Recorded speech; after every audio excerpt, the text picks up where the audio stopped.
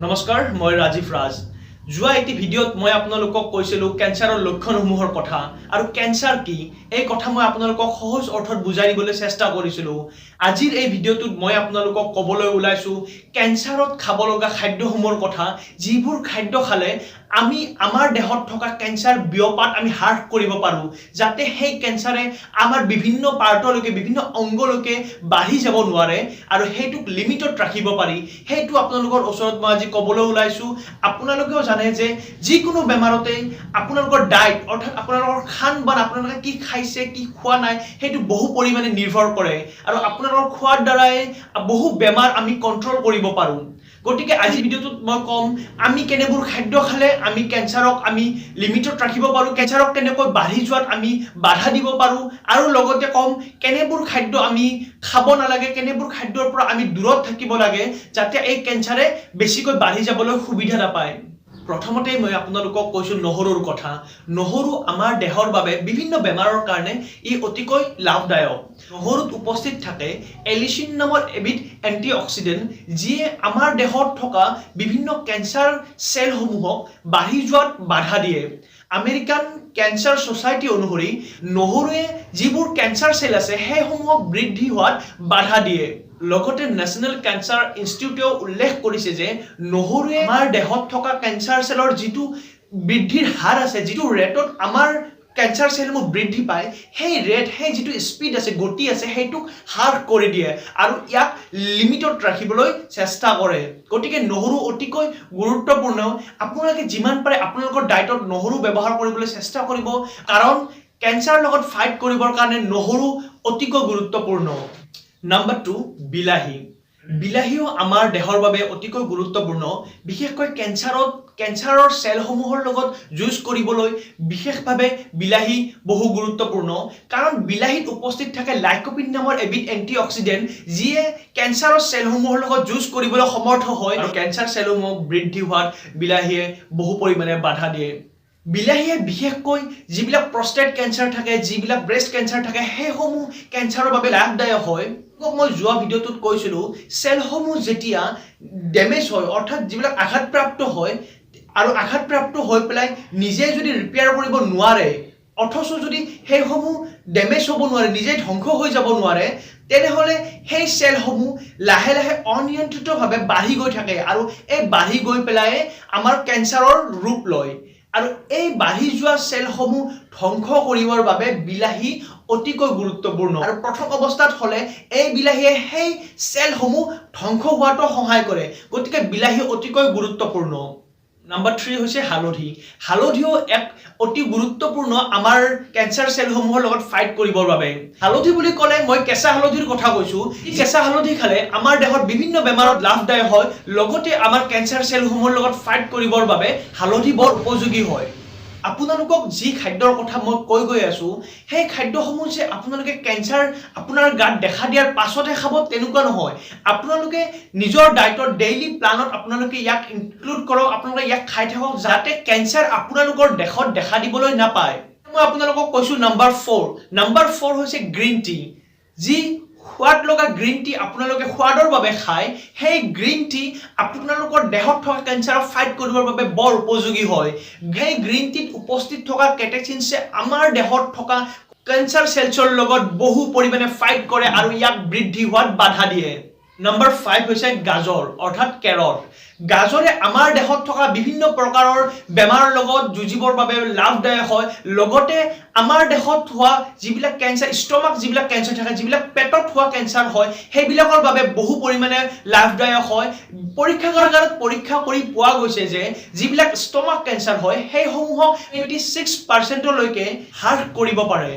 research অনুসৰি পোৱা গৈছে যে যিবিলাক লাং কেঞ্চাৰ হয় সেই লাং কেঞ্চাৰবোৰো এই গাজৰে বহু পৰিমাণে কমাই দিয়ে আপোনালোকৰ ডায়েটত যদি ৰেগুলাৰ আপোনালোকে গাজৰ ব্যৱহাৰ কৰে তেনেহলে আপোনালোকৰ যি দেহত থকা কেঞ্চাৰ বহু পৰিমাণে হ্ৰাস কৰি দিয়ে আপোনালোকক কওঁ গাজৰত বহু পৰিমাণৰ আপোনালোকৰ লাগতিয়াল বস্তু থাকে vitamin K1 fibre potassium antioxidant যিবিলাকৰ পৰা আমাৰ দেহত থকা কেঞ্চাৰ সেলসমূহৰ লগত ফাইট কৰিবৰ বাবে বহু পৰিমাণে লাগতিয়াল বস্তু এই গাজৰৰ পৰাই আমি পাই থাকিব পাৰো নাম্বাৰ 6 হৈছে লিফি ভেজিটেবলছ যেনে ফুলকবি পাতকবি ব্ৰকলি এই সমূহৰ জৰিয়তেও আমি বহু লাগতিয়াল বস্তু আমাৰ দেহত পাওঁ যিবিলাক আমাৰ কেঞ্চাৰৰ লগত ফাইট কৰিবৰ বাবে বহু উপযোগী হয় এইসমূহ খাদ্য আপোনালোকে আপোনালোকৰ ডায়েটত ৰেগুলাৰলি আপোনালোকে ইনক্লুড কৰক যাতে আপোনালোকৰ দেহত কেঞ্চাৰে আহিব নাপায় লগতে আপোনালোকৰ সেলসমূহ সদায় ষ্ট্ৰং হৈ থাকে আৰু সতেজ হৈ থাকে এতিয়া মই কৈছো আপোনালোকক কেনেবোৰ খাদ্যৰ পৰা আপোনালোকে আতৰত থাকিব লাগে কেনেবোৰ খাদ্য আপোনালোকে বেছিকৈ খাব নালাগে যাতে এই কেঞ্চাৰে আপোনালোকৰ দেহত আহিবলৈ নাপায় প্ৰথমতে মই কৈছো আপোনালোকক মাইক্ৰৱেভত যিবিলাক পপকৰ্ন আপোনালোকে বনায় সেইটো বন্ধ কৰক আপোনালোকে যি পপকৰ্নৰ পেকেট কিনি আনি পেলাই আপোনালোকে মাইক্ৰৱেভত বনাই পেলাই আপোনালোকে খায় সেই পপকৰ্ন আপোনালোকৰ দেহৰ বাবে ক্ষতিকাৰক হয় আৰু ই কেঞ্চাৰৰ এক কাৰণ হ'ব পাৰে বিভিন্ন ৰিচাৰ্চ কৰি পোৱা গৈছে যে এই পপকৰ্নত পেকেটিং কৰাৰ সময়ত যি কেমিকেল ইউজ কৰা হয় আৰু মাইক্ৰৱেভত বনোৱাৰ সময়ত যাতে ই সোৱাদ লগা হয় এই সোৱাদ লগা হ'বৰ বাবে তেওঁলোকে কিছুমান কেমিকেল ইউজ কৰে যাৰ ফলত আপোনালোকৰ দেহত ইয়াৰ পৰা কেঞ্চাৰৰ আগমন হ'ব পাৰে নাম্বাৰ 2 এলকহল অৰ্থাৎ মাদক দ্ৰব্য আপোনালোক সকলোৱে জানে যে মাদক দ্ৰব্য আমাৰ দেহৰ বাবে ক্ষতিকাৰক কিন্তু এটা যদি লিমিটেড মাদক দ্ৰব্য আপোনালোকে সেৱন কৰে তেনেহলে ই আমাৰ স্বাস্থ্যৰ বাবে লাভদায়ক হয়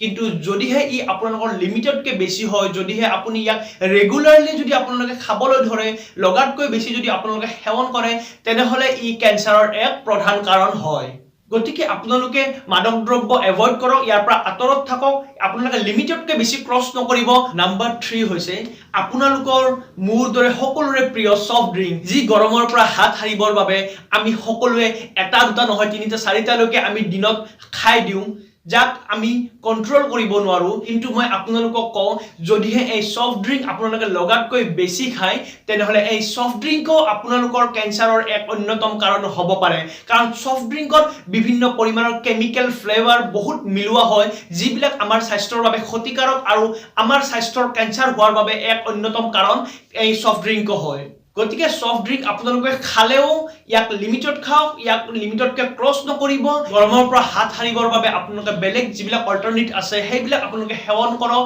কিন্তু আপোনালোকে সফট ড্ৰিংক বেছিকৈ নাখাব আপোনালোকক মই আজি ক'লো কিবোৰ খাদ্য আমি কেঞ্চাৰত খাব লাগে আৰু কিবোৰ খাদ্য আমি খাব নালাগে